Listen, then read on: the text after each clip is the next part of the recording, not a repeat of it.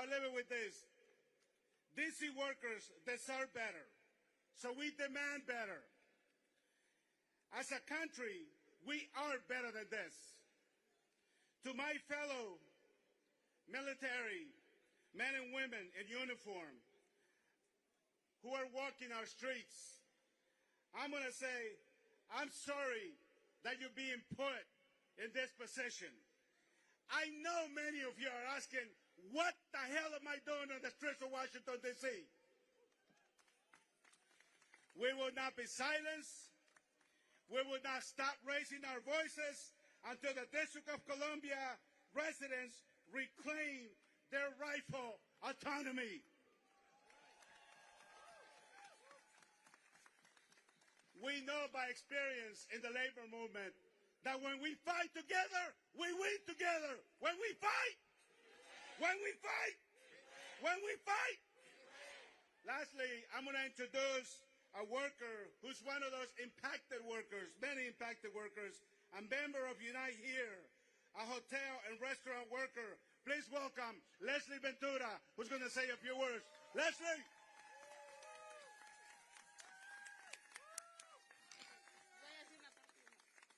Hola a todos, mi nombre es Leslie Ventura. He trabajado en esta ciudad por más de 7 años. Nunca me había sentido tan insegura como ahora. I'm Leslie Ventura. I've never felt so insecure as I do today after working in the cities for how many years? 7 years. 7 years. Muchos de los trabajadores de la industria restaurantera y hotelera y todos los demás están siendo afectados. Y los más afectados somos nosotros los trabajadores. Our members, my co-workers in the industry are being affected, and those who are always affected the most are the workers. Las personas no quieren visitar la ciudad de D.C. porque ellos tienen miedo al ver la ciudad llena de militares y policías. People are afraid to come to our city because they see the city occupied by the military and police and federal agents. El restaurante donde yo he trabajado y organicé, muchos de mis compañeros se quedaron sin trabajo porque no hay negocio y esto no es justo, esto no puede seguir pasando. Y uno de ellos la última semana lo detenieron cuando él iba a su trabajo a las 7 de la mañana y ahora está esperando su deportación y esto no puede continuar. Shame! That's right, shame. She says workers are afraid to come to work. People are afraid to come to work. People are losing their jobs because the industry has no people eating at these restaurants. And just last week, one of her co-workers got detained by ICE, and now it's waiting deportation. Boo and shame on you, Donald Trump. Necesitamos llevar una vida tranquila y en paz y en libertad. Y unidos es como venceremos. ¡Sí se puede! ¡Sí se puede! ¡Sí se puede! ¡Sí se puede! ¡Sí se puede! ¡Sí! ¡Sí!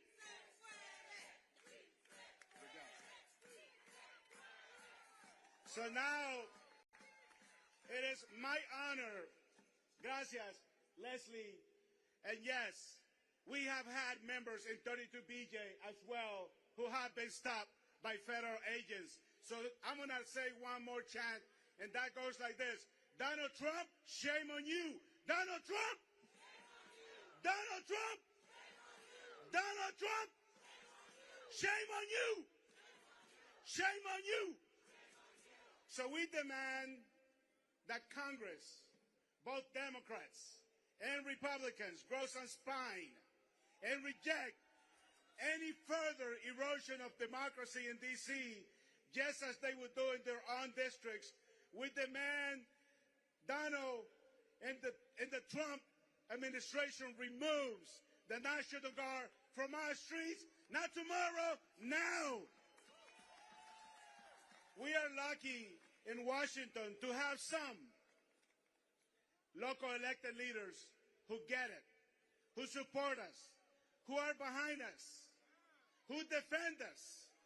So it is my honor to introduce to you Ward 4 Councilwoman Janice Luz George to the stage. Let's give her a warm welcome.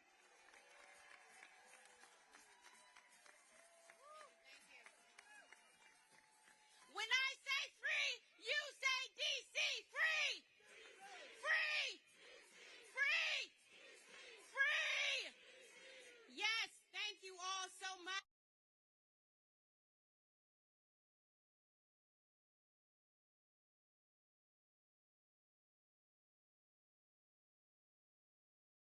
I am a third-generation Washingtonian, a proud daughter of the district, and a council member representing Ward 4. I want to speak today because I think there's some confusion in the country where we stand as a district and as district leaders. And so there's some things I want to make sure is clear to our elected leaders across this country. This city, our city, is beautiful. D.C. is a sanctuary city. It is a city that embraces, not excludes.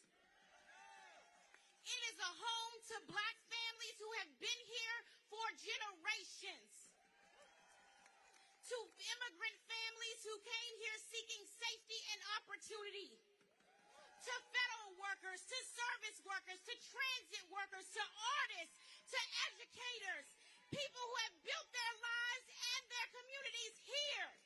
That's who we are.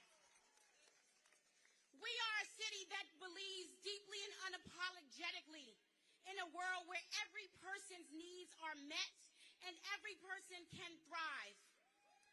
We are a city that believes in fundamental rights enshrined in the Constitution, rights that are not conditional, not negotiable, and not reserved only for a few. That is the D.C. I come from. That is the D.C. I represent. But what we have seen in these last 3 weeks have been more devastating. It has been chilling to the bone. We have watched this fascist regime, make no mistake about it, we have watched this fascist regime trample the constitutional rights that every person in this country should be able to count on. We have listened as they have tried to rewrite the story of our city and this country and black history, but we will not let them erase the truth. And we need the rest of the country to understand, truly understand what is happening on our streets, what we are witnessing, the breakdown of the very legal and constitutional protections that are supposed to define this nation. This regime has tried to intimidate and terrorize us, to break our spirit. They want us to believe we are powerless, that our rights be suspended at will, that due process, the First and Fourth Amendments, equal protection under the law can be ignored. And let's be clear, they chose D.C. for a reason. This city is home to more than 700,000 residents, Americans who live without full constitutional representation. And without statehood, we are vulnerable to federal overreach. We've been sounding the alarms. My ancestors have been sounding the alarms. People who are sitting right here have been sounding the alarms for decades. We need statehood to protect our rights and our people. And that call has been ignored by both parties. And now, it's not just D.C. residents who will pay the price. It's the country and the Constitution itself. And the price is steep. I've seen it with my own eyes. Tanks in front of Union Station, masked armed agents, unidentifiable, roaming our neighborhoods. No badges, no names, no constitutionality, no accountability. Every single day, our community communities are being terrorized by federal forces on our streets in direct violation of the Constitution. And every day, my neighbors in Ward 4 are watching their rights shredded before their eyes. We've seen parents ripped from their child's arms on their ways to school without a warrant, without probable cause. Which party is the party of families? Because I don't see anybody sticking up and standing for our families who are being destroyed. Food delivery workers pulled from his car by masked men. No explanation, no legal authority. Working. What's this American dream you keep talking about, but not allowing people to have as they work to provide for their families? Child care providers, our most vulnerable, taking care of our children. Every single one of our children in this country who need our child care workers to survive and thrive. Being snatched, being taken, being approached while caring for our babies. That is what is happening on our streets in this country. Landscapers working, taken from jobs, no charges, no access to counsel. Federal officers targeting our beautiful black youth here in the District of Columbia. Violating their rights to safety, to movement, to simply exist in public space. That's what's happening to our black youth here in the District of Columbia. People, our people, being taken without cause, without legal justification, without explanation, snatched off the streets and disappeared. These are not isolated incidents, I want to be clear. They are systemic, intentional, unconstitutional, and cruelty is the point. American citizens being detained without cause. Permanent residents showing their valid documents and still being taken. Peaceful workers and parents and young people, people simply trying to live their lives, are being stripped of their constitutional rights. That is not what D.C. stands for. This is not what D.C. wants. This is not what D.C. welcomes. This is not what D.C. appreciates. This is not who D.C. is as a city, and this is not what we are going to stand for.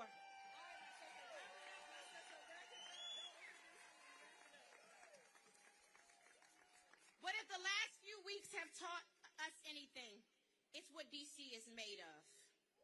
We don't cower. We organize. We resist. We know the value of our rights, and we will make that value known. And that is what we are going to continue to do. So as I said before, this is the capital city. If we fall, this country falls. This is not just D.C.'s fight. This is America's fight. So get in this fight with us and free D.C. When I say hands off, you say D.C. Hands off. Hands off. Hands off. Hands off. Thank you.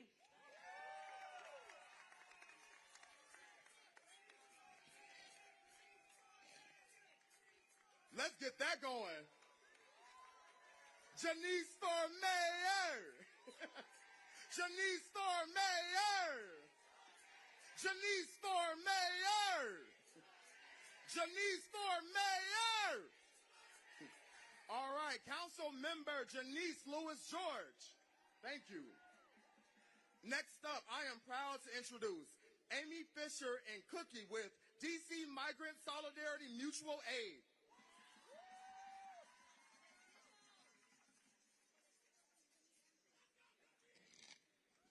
Buenas tardes. Good afternoon, everyone. My name is Cookie, and I am proud to be a core organizer with Colectivo de Familias Migrantes. Buenas tardes a todos. Es mi orgullo estar aquí y representar el Colectivo de Familias Migrantes. Colectivo is a multilingual and multicultural political home for migrant families across the district. For generations, immigrant immigrant communities have enriched the culture of Washington, D.C., from uptown to east of the river. Today, Muriel Bowser and the military occupation has tried erasing us from our home.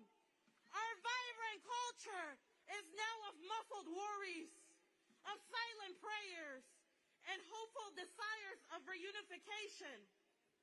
The silence of our absence echoes through the corridors of our district. We see them creeping into our neighborhoods, silently tearing our families apart, instilling fear and muffling our voices. Yet here we are, resilient and brave, our heads held high against the deportation monster created to disappear us. One thing is certain, Washington, D.C. continues to be a sanctuary and home to millions of immigrants. Washington, D.C. is our home. El colectivo de familias migrantes es un hogar político, multilingüe y multicultural para familias migrantes en todo el distrito. Durante generaciones, las comunidades inmigrantes han enriquecido la cultura de Washington, D.C. Desde el norte de la ciudad hasta el este del río, hoy Muriel Bowser y la ocupación militar han tratado de borrarnos de nuestro hogar. Nuestra vibrante cultura ahora está llena de preocupaciones silenciosas, oraciones calladas y deseos esperanzados de reunificación. El silencio de nuestra ausencia resuena a través de los pasillos de nuestro distrito. Los vemos asomándose en nuestros vecindarios, desgarrando silenciosamente a nuestras familias, infundiendo miedo y apagando nuestras voces. Sin embargo, aquí estamos, resilientes y valientes, con la cabeza en alto, contra el monstruo de la deportación que quieren usar para hacernos desaparecer. Una cosa es segura, Washington, D.C. sigue siendo un santuario. Washington, D.C. es nuestro hogar. I'm Amy, and I'm a core organizer with Migrant Solidarity Mutual Aid. Migrant Solidarity Mutual Aid was founded about 3.5 years ago to respond to yet another racist politician trying to use D.C. to play political games with migrant lives. In 2022, when Texas Governor Abbott began busing people seeking safety from the border to D.C., hundreds of D.C. residents came out to ensure that every person was welcomed with dignity, while Mayor Bowser was nowhere to be seen. And now that our immigrant friends and neighbors are under attack, the D.C. community has taken action yet again to protect our neighbors. The MISMA Emergency Response Hotline has received upwards of 2,500 calls from community members calling to report enforcement activity to protect our friends and neighbors since the occupation began.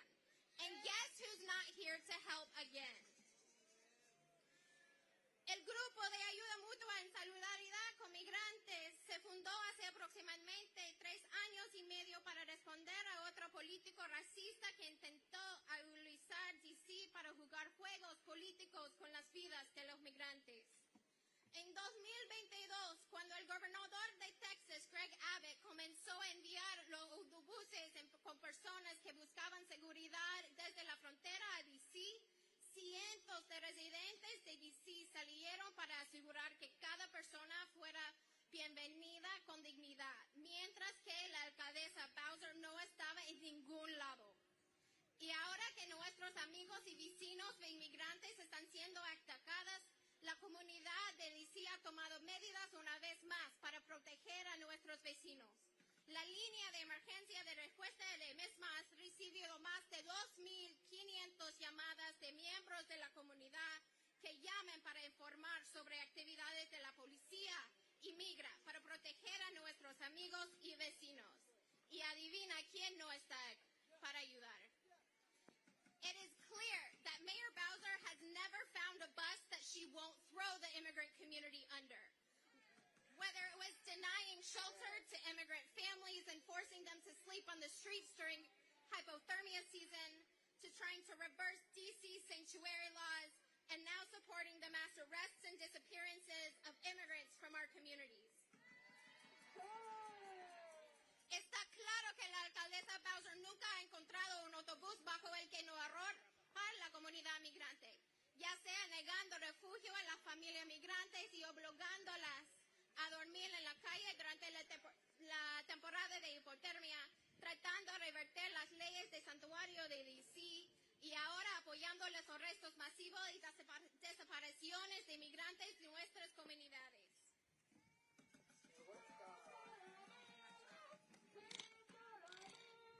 Too many of our family members have disappeared, morphed into a hopeful prayer for reunification. Too many of us are afraid to leave our homes, to go to work, to go to school, to seek help because we know when we leave home for the day, we may not come home. Even before the start of the occupation, we watched how Reporter-in-Chief Muriel Bowser conspires with racists like Stephen Miller in the White House to terrorize our Black, brown, and indigenous communities across D.C. We have seen how MPD and ICE are working hand in hand to set up checkpoints, racially profile us and our fathers, stopping and searching us with their dirty and sweaty hands, touching our bodies without consent.